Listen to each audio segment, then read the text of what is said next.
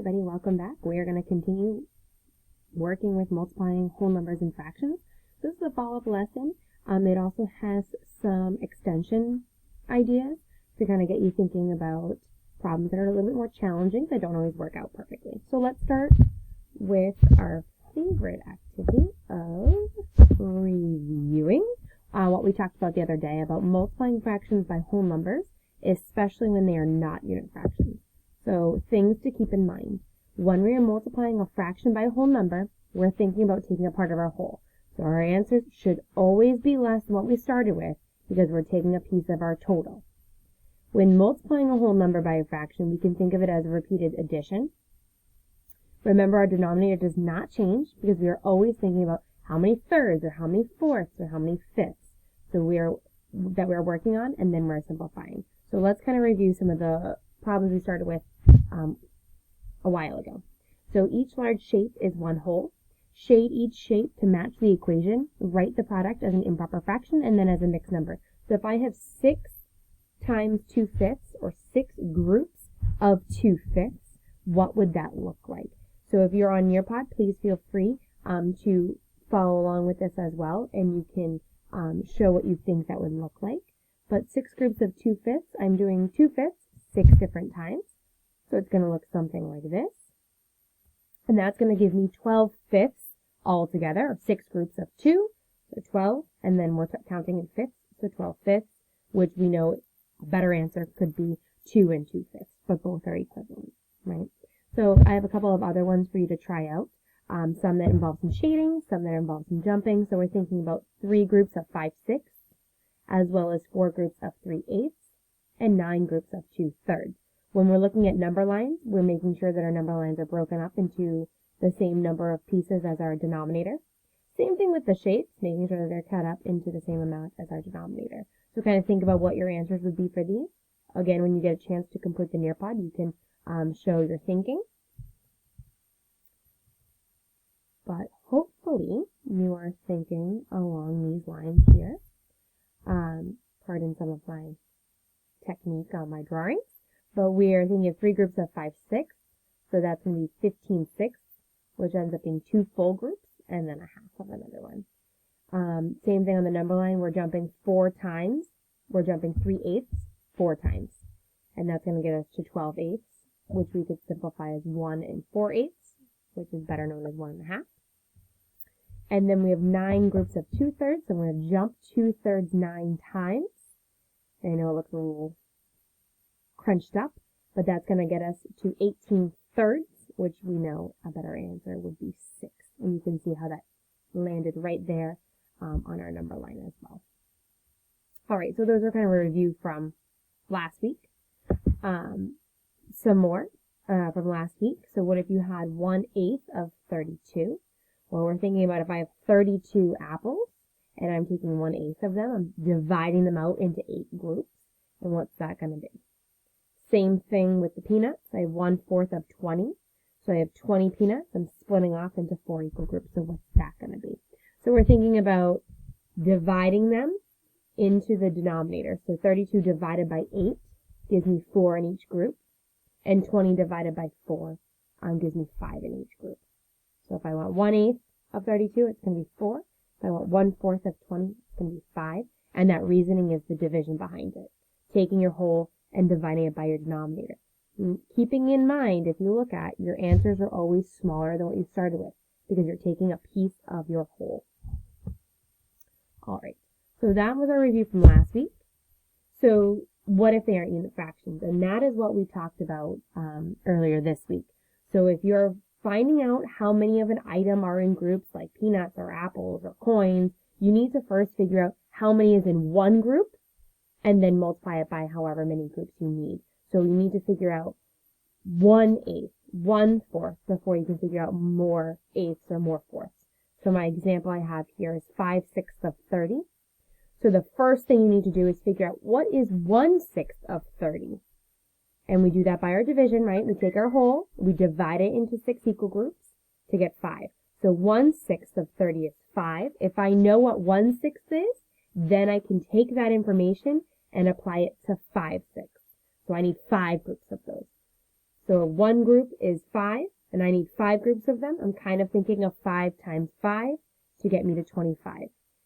Keeping in mind, as you'll notice, 5/6 of 30 has to be less than 30 because I'm taking just a piece of the 30 apples or a piece of the 30 coins.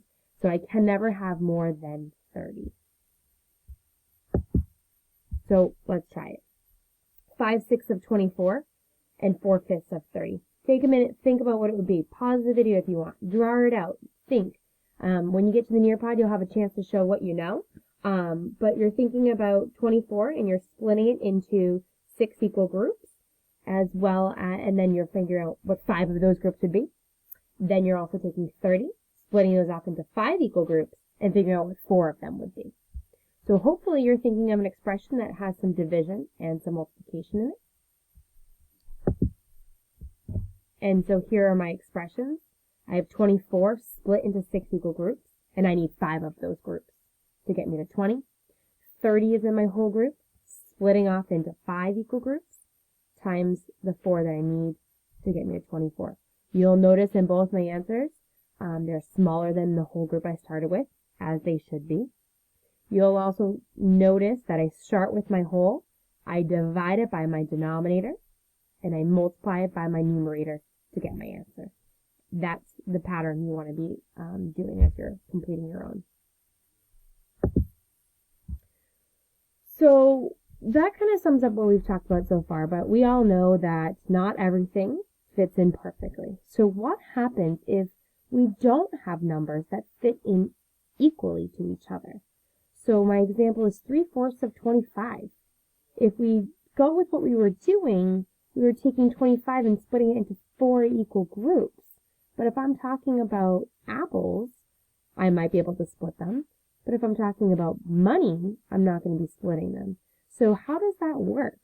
How can we use what we know about dividing by our whole groups and multiplying by our numerator, thinking about repeated multiplication for these groupings? How can I use what I know for problems that are a little bit more complicated? So let's look at this.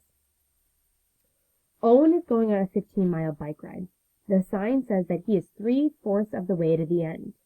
How many miles did he travel? Important to remember that in a lot of real-life examples, you're not always going a whole number of miles, or you're not always measuring in whole numbers, or you don't always have a whole dollar amount. There's change, right? So sometimes they don't always fit in evenly. So we have to think about what we know and how we can get to our answer. Well, if we know that Owen has gone 3/4 of 15, how can you figure out how many miles that is? 3/4 of 15. Well, I can try to figure out what 1/4 of 15 is, because that's really saying 1/4 of 15, that's 1/4 15 times, or 15/4.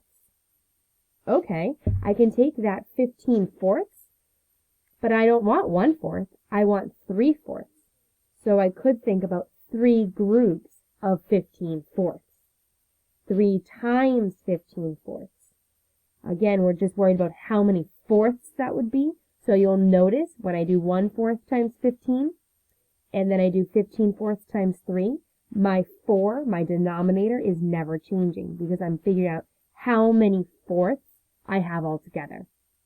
If I do 3 times 15, I end up with 45/4, which I can then change to a mixed number. I would get 11 1/4. Okay, so let me think about that answer, 11 1/4. Owen has traveled 11 1/4 of a mile of the trail. Does that make sense? Well, the whole trail is 15 miles. He's gone 3/4 of the way, so that means more than half. So is 11 1/4 of a mile reasonable for an answer? Yeah, it is. So we're taking our unit fraction, multiplying it by our whole, and then multiplying it by our numerator. So 2 steps there. So let's look at another one, because this is pretty complicated stuff. Sophia's driving to town 50 miles away. She plans to stop 2/3 of the way for a break. How many miles will she have traveled? Okay, so we're thinking Sophia's going 50 miles and she's stopping 2/3 of the way. So I first need to figure out what 1/3 of 50 would be. if I have 1/3 of 50, 50 times 1/3, 50 1/3, that's going to get me to 50 thirds. But I don't have 50 1/3. I have 50 2/3. So I'm going to multiply it by 2, my numerator. So you'll notice I'm only changing my numerator. My denominator is not changing. So I end up with 100 thirds, which ends up being 33 1/3 of a mile. Does that make sense? Would that be a reasonable answer? Well, she's gone 2/3 of the way, so that's more than halfway. So my answer should be more than half of 50, which it is, and less than 50, which it is. That makes sense. So I'm thinking about what 1/3 would be, and then doubling it for 2/3. So you try one. Samantha is running 40 kilometers to raise money for charity. She passes a sign telling her that she is 2/3 of the way to the finish line. How many kilometers has she run so far? So we're thinking about 2/3 of 40. Well, think about what 1/3 of 40 is, and then double it. Take a minute, pause. If you're on the Nearpod, you'll have a chance to show your thinking. Here's kind of what I was thinking. Well, I know she's going 2/3 of 40, so I need to figure out what 1/3 of 40 is. Well, 40 1/3 is 40 thirds, and I need to double it because I need 2/3. So I'm going to 2 times 40 to get to 80 thirds. That's going to get me to 26 2/3 if I simplify it. Is that a reasonable answer? Well, 2/3 of 40 is more than halfway, so 26 is more than halfway to 40. So yeah, that's a reasonable answer. So again, I'm taking my unit fraction 1/3, multiplying it by 40, so it's 40 thirds, and then doubling it because it was 2/3. You can also think of it out another way. So perhaps you're already starting to notice 40 1/3, then we're doubling it.